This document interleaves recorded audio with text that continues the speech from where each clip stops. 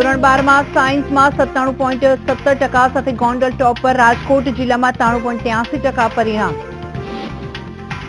ગુજરાતમાં નીટના મામલે 18 રાજ્યના પ્રતિનિધિઓએ દર્શાવી સહમતિ. ટૂંક સમયમાં નીટ મુદ્દે મળી શકે છે રાહત.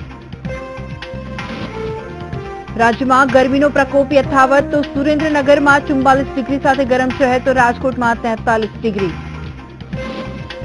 ભાવનગરના પૂર્વ ધારાસભ્ય કનુ કલસરિયાનું ઉપવાસ આંદોલન ફરી શરૂ. ગોચર જમીન મુદ્દે અચોક્કસ મુદતના અનશન.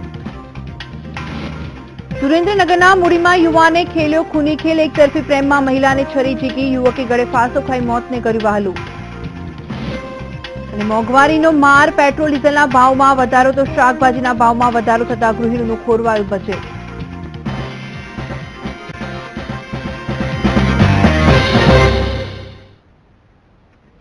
નમસ્કાર, સૌરાષ્ટ્ર ન્યૂઝ સાથે છું ભૂમિ. સમાચારની શરૂઆત કરીએ. આજે ધોરણ 12 સાયન્સનું પરિણામ જાહેર થયું છે, ત્યારે રાજ્યમાં કુલ પરિણામ 79.3% નોંધાયું છે. રાજ્યમાં કુલ 1,38,632 વિદ્યાર્થીઓએ ફોર્મ ભર્યા હતા, જેમાંથી 1,34,598 વિદ્યાર્થીઓએ પરીક્ષા આપી હતી અને 1,06,372 પરીક્ષામાં પાસ થયા છે. તો પરીક્ષામાં 80.95% વિદ્યાર્થીઓ અને 77.97% વિદ્યાર્થીઓ પરીક્ષામાં પાસ થયા છે. એટલે જ કહી શકાય કે છોકરાઓ આ પરીક્ષામાં મેદાન મારી ગઈ છે. અને રાજ્યમાં સૌથી વધુ પરિણામ ગોંડલમાં આવ્યું છે. જી હા, ગોંડલનું પરિણામ 97.70% આવ્યું છે. તો સૌથી ઓછું પરિણામ લીમખેડામાં આવ્યું છે અને લીમખેડાનું પરિણામ 22.61%. રાજ્યમાં આજે ધોરણ 12 સાયન્સનું પરિણામ જાહેર થયું છે. રાજ્યમાં કુલ પરિણામ 79.3% નોંધાયું છે. સૌથી વધુ પરિણામ ગોંડલનું છે, જે 97.70% સામે આવ્યું છે. સૌથી ઓછું પરિણામ લીમખેડાનું છે અને લીમખેડામાં 22.16% પરિણામ સામે આવ્યું છે.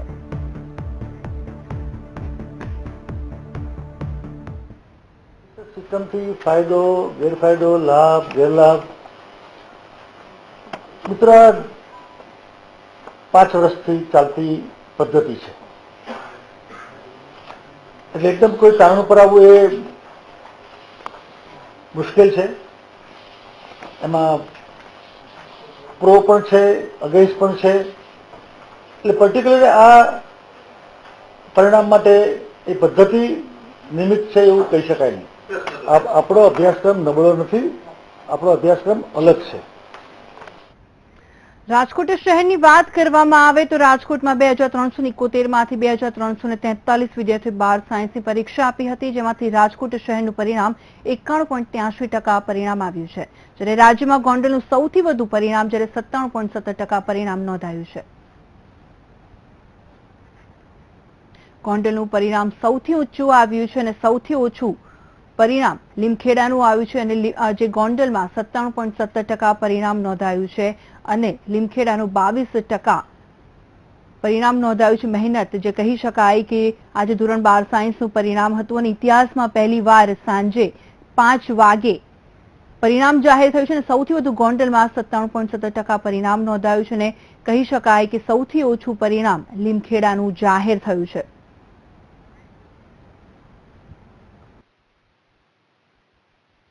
આખું વર્ષની વિદ્યાર્થીની મહેનતની હિસાબે એ લોકો પોતાનું આ સરસ જ્વલંત સફળતા મેળવી અને આખા રાજ્યમાં રાજકોટનું નામ રોશન કર્યું છે, જેનો અમને આજે શિક્ષણ પરિવાર વતી ખૂબ આનંદ છે.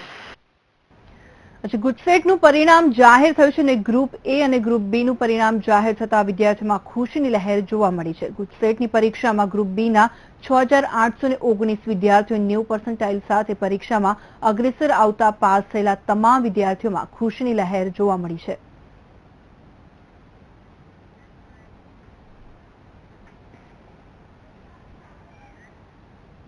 તો મેડિકલમાં પ્રવેશ માટેની નીટ પરીક્ષા ગુજરાતમાં 1 વર્ષ મોડી લેવામાં આવે તે બાબતે ગુજરાત સરકારની સાથે અન્ય 18 રાજ્યોના પ્રતિનિધિઓએ સહમતિ દર્શાવી હતી.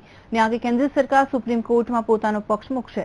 એટલું જ નહીં, જો કોઈ નિર્ણય નહીં આવે તો નીટ મુદ્દે તો કેન્દ્ર સરકાર 1 વર્ષ નીટ મુલતવી રહે તેવો વટહુકમ લાવી શકે છે.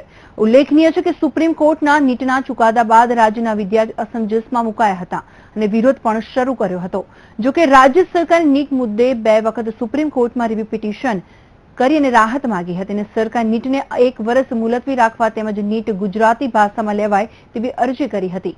જો કે આ અંગે કોઈ નિર્ણય આવ્યો નથી. ઉલ્લેખનીય છે કે જ્યારે ગુજરાત સરકાર વતી ગઈકાલે આરોગ્ય પ્રધાન નીતિન પટેલે કેન્દ્ર સરકારના આરોગ્ય પ્રધાન સાથે બેઠક કરી હતી અને ગુજરાતના વિદ્યાર્થીઓ માટે રાહતની વાત કરી હતી.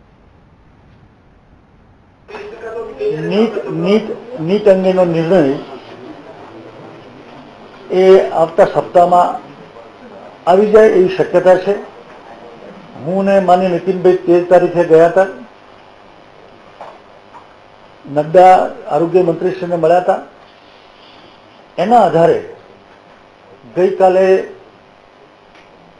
આરોગ્ય મંત્રી નડ્ડાએ આખા દેશના આરોગ્ય મંત્રીશ્રીને બોલાવ્યા હતા. 20 માંથી 18 રાજ્યોના આરોગ્ય મંત્રીશ્રીઓ આપણી વાત સાથે સંમત થયા છે. કેન્દ્ર સરકારે ગઈકાલે જ વિવિધ રાજકીય પક્ષોની મીટિંગ બોલાવી હતી અને એમાં પણ આ અંગે સહમતિ સાધવામાં આવી છે. એકાદ દિવસમાં આદરણીય નામદાર સુપ્રીમ કોર્ટ સમક્ષ આ લાગણી રાજ્યોની રજૂ કરવામાં આવશે. તો ગુજરાતની સત્તા પરિવર્તનની વહેતી થયેલી વાતો પર આખરે મુખ્યમંત્રી આનંદીબેન પટેલે ઉજ્જૈનમાં પ્રતિક્રિયા આપી છે. મહત્વપૂર્ણ છે કે આનંદીબહેને ગુજરાતમાં સત્તા પરિવર્તનની વાતોને આનંદીબહેને ગપગોળા ગણાવ્યા છે. આનંદીબહેને કહ્યું છે કે રાજ્યમાં અછતની સ્થિતિ અંગે ચર્ચા કરવા માટે તેઓ દિલ્હી ગયા હતા અને નીતિન પટેલ નીટ મામલે ચર્ચા કરવા માટે દિલ્હી ગયા હતા. વધુમાં તેમણે જણાવ્યું છે કે મીડિયાએ ખોટી રીતે વાતનું બતંગડ ઊભું કર્યું છે. कुछ ऐसा है ही नहीं, अमित शाह जी से भी मुलाकात हुई, कुछ ऐसा नहीं है. आप ही लोग सब जोड़ देते हैं. मैं स्कैरसिटी के लिए गई थी और नितिन भाई पटेल नीट के लिए आए थे और आपने दोनों को जोड़ दिया. अगर बात करें महत्वपूर्ण समाचाરની તો છેલ્લા કેટલા દિવસથી રાજ્યમાં કાળઝાળ ગરમી વરસી રહી છે. ત્યારે વાત કરીએ સૌરાષ્ટ્રની તો સૌરાષ્ટ્રમાં સૌથી વધુ ગરમ શહેર સુરેન્દ્રનગર રહ્યું છે. સુરેન્દ્રનગરનું તાપમાન 43 ડિગ્રી નોંધાયું છે, જ્યારે રાજકોટમાં 42 ડિગ્રી, ભાવનગરમાં 41 ડિગ્રી તાપમાન નોંધાયું છે. ત્યારે ગરમીનું પ્રમાણ વધવાને લઈને સામાન્ય લોકોને આકરા તાપનો મારો સહન કરવાનો વારો આવ્યો છે. તો ગરમીના કારણે ન માત્ર માનવજાત પરંતુ પશુ પંખીઓને પણ અસર થઈ રહી છે અને કેટલાક વિસ્તારમાં પશુ પંખીઓના ગરમીના કારણે મોત પણ થયા છે. વધતી ગરમીને લઈને હવામાન વિભાગ દ્વારા રેડ એલર્ટ પણ જાહેર કરી દેવામાં આવ્યું છે અને આ ઉપરાંત આગામી દિવસોમાં તાપમાન વધુ ઊંચું જાય તેવી સંભાવના છે. હવામાન વિભાગ દ્વારા હજુ પણ રેડ એલર્ટ જાહેર કરવામાં આવ્યું છે. 2 દિવસ સુધી હજુ રાજ્યમાં રેડ એલર્ટ જાહેર રહેશે. અઠવાડિયામાં છેલ્લા દિવસોમાં તાપમાન ઘટવાની શક્યતા વ્યક્ત કરવામાં આવી છે. રાજ્યમાં દિવસે ને દિવસે જે ગરમી વધતી જોવા મળી રહી છે તેને લઈને પણ જે ગરમી સહન કરવાનો વારો આવ્યો છે. અમદાવાદમાં સિઝનનું રેકોર્ડ બ્રેક તાપમાન નોંધાયું છે. રાજ્યમાં ગરમીનો પ્રકોપ વધ્યો છે. તેને લઈને હવામાન વિભાગ દ્વારા રેડ એલર્ટ જાહેર કરવામાં આવ્યું છે. ભાવનગરમાં 41 ડિગ્રી તાપમાન નોંધાયું છે અને સૌથી વધુ સૌરાષ્ટ્રની વાત કરવામાં આવે તો સૌરાષ્ટ્રમાં સૌથી વધુ સુરેન્દ્રનગર શહેર સૌથી ગરમ સાબિત થયું છે. રાજ્યમાં ગરમીનો પ્રકોપ વધ્યો છે અને ગરમીથી બચવા માટે શું કરવું જોઈએ તેના માટે શરીર અને માથું ઠંડાઈ રહે તે રીતે સુતરાઉ કાપડ પહેરવું જોઈએ, જેથી ગરમી ઓછી લાગે અને તાપથી બચવા ટોપી, ચશ્મા અને છત્રીનો ઉપયોગ કરવો જોઈએ, જેથી ગરમીથી બચી શકાય. અને મહત્વપૂર્ણ છે કે ભીના કપડાથી માથું ઢાંકીને રાખવું જોઈએ, જેથી ગરમીથી બચી શકાય. રાજ્યમાં ગરમીનો જે પ્રકોપ વધ્યો છે તેને લઈને સીધા તાપથી બચવું જોઈએ. મહત્વપૂર્ણ છે કે રાજ્યમાં ગરમીનો પ્રકોપ વધી રહ્યો છે તેને લઈને ગરમીથી બચવા માટે શું કરવું જોઈએ તેને લઈને ઘરે આવ્યા બાદ શરીરનું તાપમાન નીચું કરવા માટે કહી શકાય કે ગરમીમાંથી આવ્યા બાદ તરત જ ઠંડુ પાણી પીવાનું ટાળવું જોઈએ, જેથી ગરમીથી બચી શકાય. અને ઉલ્લેખનીય છે કે પાણી, લીંબુ શરબત, છાશ, નારિયેળનું પાણી વધારે પીવું જોઈએ.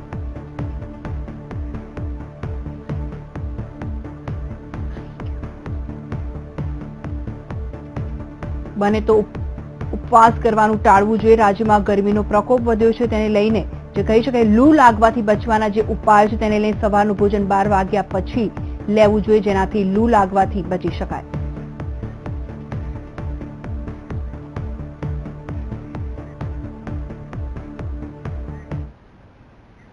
તો ભાવનગરની વાત કરવામાં આવે તો ભાવનગરના પૂર્વ ધારાસભ્ય કનુ કલસરિયા ફરીથી પોતાના વતન વડલી ખાતે અનશન પર બેઠા છે. ગોચર જમીન મુદ્દે ફરીથી તેઓ અનશન પર બેઠા છે.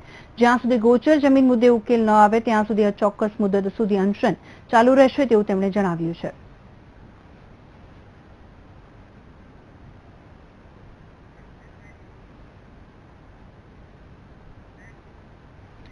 જૂનાગઢમાં સત્તાના મદમાં ચૂર ભાજપના કોર્પોરેટર અને શહેર ભાજપ ઉપપ્રમુખ હરેશ પરસાણાએ ગંદી ગાળો બોલી દબંગગીરી કરી હતી અને જૂનાગઢ મહાનગરપાલિકાની ઓફિસમાં કામ કરતા કોન્ટ્રાક્ટરોને દબાવવા શહેર ભાજપ ઉપપ્રમુખ અને કોર્પોરેટર હરેશ પરસાણાને ગંદી ગાળો બોલ્યા હતા અને કોર્પોરેશનના મહિલા કર્મચારીઓની પણ શરમ રાખ્યા વગર દબંગગીરી કરી હતી. આવું અશોભનીય વર્તન કરતા મહાનગરપાલિકાના કર્મચારીઓ આશ્ચર્યચકિત રહી ગયા હતા.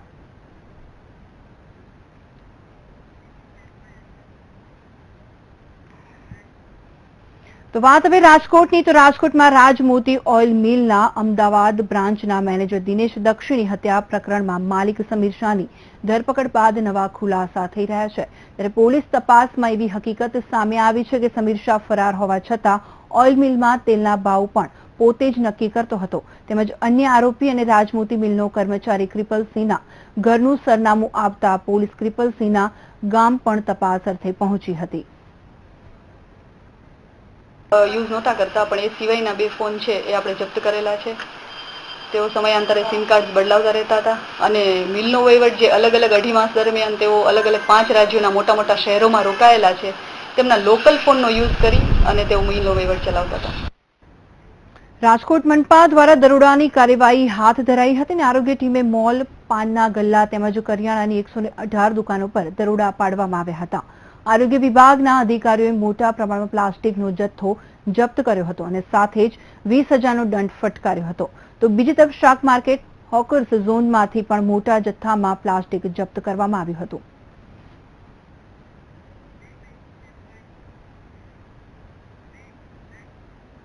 અને સમાચાર પર નજર કરીશું બ્રેક બાદ.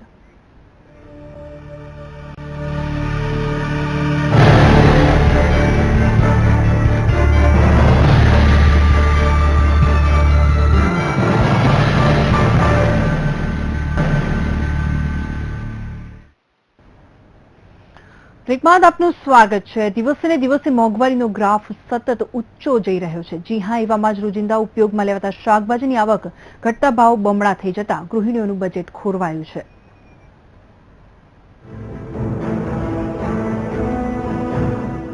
છેલ્લા કેટલાય સમયથી દરેક ચીજ વસ્તુઓના ભાવ વધી જવાને કારણે સામાન્ય લોકોના ઘરનું બજેટ ખોરવાઈ ગયું છે. વાત જો શાકભાજીની કરીએ તો રોજિંદા જીવનમાં તેની ખૂબ જ મોટી જરૂરિયાત છે. ત્યારે શાકભાજીની આવક ઘટવાને કારણે તેના ભાવમાં સતત વધારો થઈ રહ્યો હોવાનું વેપારીઓ જણાવી રહ્યા છે. અત્યારે બકાલાના ભાવ ઊંચા થઈ ગયા છે. અત્યારે વરસાદના કારણે અત્યારે 2014માં 2015 2 વર્ષ અત્યારે ફેલ ગયા છે. અત્યારે 2016માં વરસાદ પાણી છે ને એટલે બકાલાના ભાવ અત્યારે ડબલ જ થઈ ગયા છે. અત્યારે બધાના ભાવ ડીઝલ પેટ્રોલના ભાવ વધી ગયા છે. એના હિસાબે બધાના ભાવ વધારે થઈ ગયા છે. અત્યારે વેપારમાં અત્યારે ફેર પડી ગયો ભાવ ઊંચાના કારણે. એક તરફ શાકભાજીની આવક ઘટી તો સામે ભાવો 2 ગણા થઈ ગયા છે.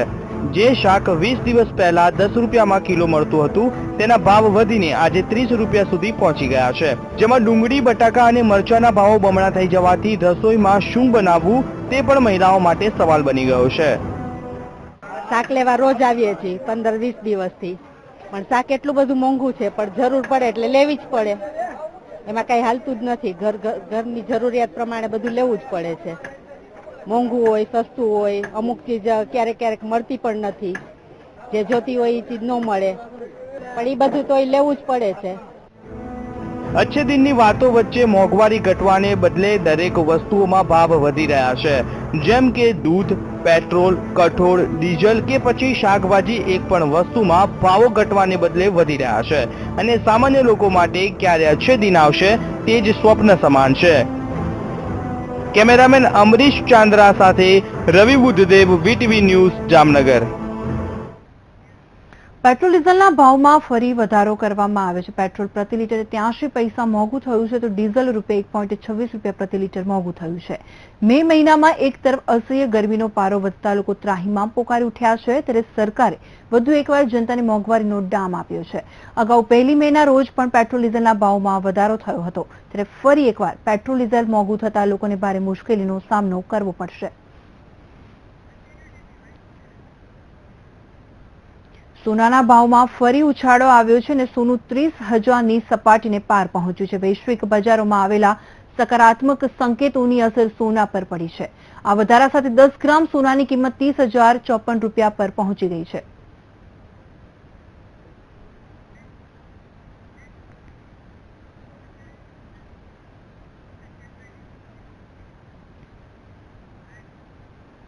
ગીર સોમનાથમાં આવેલા દીવના દરિયામાં બોટ ડૂબી ગઈ છે અને આ બોટમાં માછીમારો હતા અને માછીમારી કરવા માટે જતા હતા ત્યારે બોટને પથ્થર નડતા બોટ ડૂબી ગઈ હતી. જો કે આ બોટમાં સવાર 2 માછીમારનો આબાદ બચાવ કરવામાં આવ્યો છે.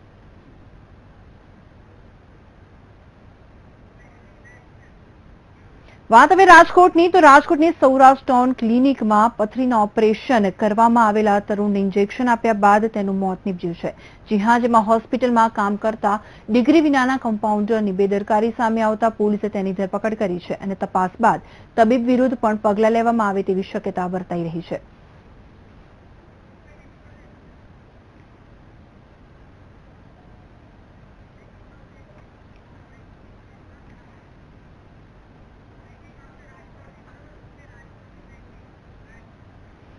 આગળ વાત કરીએ રાજકોટની તો રાજકોટથી મહત્વપૂર્ણ સમાચાર સામે આવી રહ્યા છે. મહત્વપૂર્ણ સમાચાર પર નજર કરીએ. રાજકોટમાં લોક ગાયિકા લલિતા હુડાદરાએ પોલીસ ફરિયાદ નોંધાવી છે. મહત્વપૂર્ણ સમાચાર સામે આવી રહ્યા છે. પૂર્વ પતિ સામે તેમણે ફરિયાદ દાખલ કરી છે. પૂર્વ પતિએ જાનથી મારી નાખવાની ધમકી આપી હોવાનો તેમણે આ ફરિયાદમાં ઉલ્લેખ કર્યો છે. મહિલા પોલીસ સ્ટેશનમાં આ ફરિયાદ તેમણે દાખલ કરાવી છે અને આ ઘટના જે છે તે રાજકોટની છે. લોક ગાયિકા લલિતા હુડાદરાએ પોલીસ ફરિયાદ દાખલ કરી છે. તેમના પૂર્વ પતિ સામે તેમણે ફરિયાદ દાખલ કરાવી છે. ઉલ્લેખનીય છે જે આ બનાવ છે જે રાજકોટનો છે અને પૂર્વ પતિએ જાનથી મારી નાખવાની ધમકી આપી હોવાનો ઉલ્લેખ કરવામાં આવ્યો છે. આ અંગે વધુ માહિતી આપવા માટે જોડાઈ ગયા છે અમારા સંવાદદાતા કેવલ કેલો. જણાવશો શું અપડેટ છે અંગે હાલ? છે લલિતા ખોડાદરા એને પૂર્વ પતિ સામે ફરિયાદ દાખલ કરી છે. પૂર્વ પતિ જે છે એને જાનથી મારી નાખવાની ધમકી આપી હોવાની ફરિયાદમાં ઉલ્લેખ કર્યો છે અને ગાયિકા જે છે લલિતા ખોડાદરા એને 2 દિવસ પહેલા મહિલા પોલીસ સ્ટેશન જે છે એમાં ફરિયાદ નોંધાવી હતી અને પૂર્વ પતિ અશ્વિન જે છે એ જુનાગઢમાં રહે છે તેની વિરુદ્ધ ફરિયાદ નોંધાવી હતી. પરંતુ હાલમાં જે ગાયિકા જે છે એ સામે આવવા તૈયાર નથી અને પોલીસ તરફથી પણ કોઈ પણ જાતની પ્રક્રિયા સામે આવી નથી. જી આભાર કેવલ. અને સમાચાર પર નજર કરીશું બ્રેક બાદ.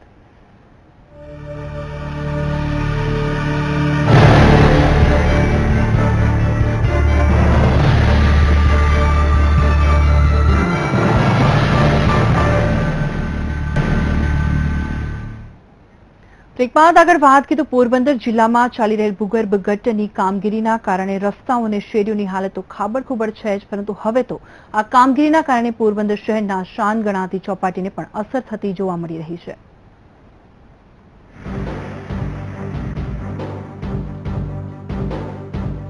પોરબંદરમાં છેલ્લા 2-2.5 વર્ષથી ગોકળ ગતિએ ચાલી રહેલ ભૂગર્ભ ગટર અને પાણી પુરવઠા કાર્યના કારણે લોકો પરેશાન છે. આ કાર્ય કરી રહેલ L&T કંપનીના રગડ-ધગડ કાર્યને કારણે પોરબંદર વાસીઓ ખાબડ-ખૂબડ રસ્તાઓ વચ્ચે અવરજવર કરી રહ્યા છે. તેમને ફાળવવામાં આવેલ ડમ્પિંગ સાઇટ પર ઠાલવવાને બદલે આ કંપની દ્વારા પોરબંદરની શાન ગણાતી ચોપાટીના પર્યટન સ્થળ પર પથ્થરોના ઢગલા ખડી દેવાતા હાલ રસ્તો બ્લોક થઈ ગયો હોય તેવી પરિસ્થિતિનું નિર્માણ થયું છે. માટે પણ ચોપાટીની સુંદરતા માણવા લોકો આવતા હોય છે ત્યારે આવા જે મલબાઓ ખડકી દેવામાં આવ્યા છે એ એક ગ્રહણ લાગી ગયું છે ખરેખર તો ચોપાટી ઉપર. આવા મલબાઓ છે એને તાત્કાલિક હટાવવા જોઈએ અને જે તે સ્થળે એને રાખી દેવા જોઈએ, પણ ચોપાટીની જે રમણીયતા છે એ અહીંયા શું કામે આ વસ્તુ રાખવી જ જોઈએ. પોરબંદરની શાન ગણાતી ચોપાટી પર કંપની દ્વારા માટી પથ્થરના મલબા ઠાલવી જે બદતર હાલત કરી છે તેને લઈને તંત્ર દ્વારા અજવાબદાર કંપની વિરુદ્ધ કડક કાર્યવાહી કરવામાં આવે અને વહેલી તકે અહીંથી ભૂગર્ભ ગટરના મલબાના ઢગલાઓને ખસેડવામાં આવે તેવી શહેરીજનો માંગ કરી રહ્યા છે. એલએનસી દ્વારા જે અત્યારે ભૂગર્ભનું કામ ચાલી રહ્યું છે એ અલગ અલગ જગ્યાએ એ લોકોએ ડમ્પ કરેલ હતો આવો ભરતીનો, એટલે અમારે ધ્યાને આવતા અને લોકોની ફરિયાદ આવતા અમે એને સૂચના આપેલ કે આવી કોઈ પણ જાહેર સ્થળ હોય જ્યાં પ્રજાને અગવડતા પડે અથવા તો એવા જાહેર સ્થળો હોય જ્યાં એક કદરૂપું દેખાય એવી જગ્યાએ ક્યાંય પણ એને ભરતીઓ નાખીને એ બહુ પહેલા અમે એને સૂચના કરેલ છે. પોરબંદર જિલ્લામાં ચાલી રહેલ ભૂગર્ભ ગટર તેમજ પાણી પુરવઠાના કામના કારણે લોકો ત્રાહિમામ પોકારી ઉઠ્યા છે અને અનેક વખત આ અંગે લોકોએ નગરપાલિકાને રજૂઆત પણ કરી છે, પરંતુ નગરપાલિકા પણ આંખ આડા કાન કરી રહ્યું છે. અજય શીલુ સાથે વીટીવી ન્યૂઝ, પોરબંદર. ઉનાળાની કાળઝાળ ગરમી વચ્ચે જૂનાગઢ વાસીઓ પાણીની સમસ્યાથી કંટાળી ચૂક્યા છે. શહેરને પાણી પૂરું પાડતા આનંદપુર અને વિગલન ડેમના નીર ખાલી થઈ ગયા છે, જેના લીધે છેલ્લા 5 દિવસથી શહેરના મોટા ભાગના વિસ્તારોમાં પાણીનો દેકારો મચી ગયો છે, જેના લીધે લોકો અકળાયા છે, જેથી વારંવાર મહાનગરપાલિકાની કચેરીએ જઈને મહિલાઓ હલ્લાબોલ મચાવીને રજૂઆત કરે છે, છતાં તંત્રના અધિકારીઓના પેટનું પાણી હલતું નથી. તો વળી આ તરફ વિપક્ષે આક્ષેપ કર્યો છે કે શહેરના પાણી પૂરું પડાતા ડેમમાં પાણી તો હતું, પરંતુ મનપાની બેદરકારીના લીધે પાઇપલાઇનમાં ભંગાણ પડતા પાણી વહી ગયું હતું. તો બીજી તરફ વોટર વર્કર્સ અધિકારી કંઈક અલગ જ રટણ કરી રહ્યા છે. આવું તો કેટલા દિવસથી હાલે છે. પાણી વગરના, પાણી પીવાનું પણ પાણી અમને છે નહીં. તો તમારા લોકોને જોઈએ છે એ મત, ત્યારે તો બધા એમ કે હાલો હાલો હાલો. અત્યારે કોઈ અમારો સોલ કોઈ કરતું નથી, તો અમારે કરવાનું છે શું? આ લોકો પાસે કોઈ આયોજન છે નહીં, ખોટા રૂપિયા વાપરે છે. જાંજેડા રોડ જેવા વિસ્તારોમાં પણ 4 થી 5 કરોડ રૂપિયા વાપરી નાખ્યા, ઓછી વિસ્તારોમાં 4 થી 5 કરોડ રૂપિયા વાપરી નાખ્યા. ત્યાં પણ પાણીનું ડીપો આ લોકો આપી શક્યા નથી. તો આ લોકોએ પાણી પૈસાનું શું કર્યું, ક્યાં પૈસા વાપર્યા? આ લોકોએ જુનાગઢની પ્રજાને બતાવવું જોશે. જેટલા પણ ભૂમિગત સ્ત્રોત છે કે જ્યાં પાણીની ઉપલબ્ધતા છે, પ્રાઇવેટ સોર્સ હોય, એ બધા સોર્સને પણ અમે જીવતા કરીને પાણીનો સ્ટોક છે અને કઈ રીતે ટેન્કર દ્વારા જો વિતરણ કરવાનું.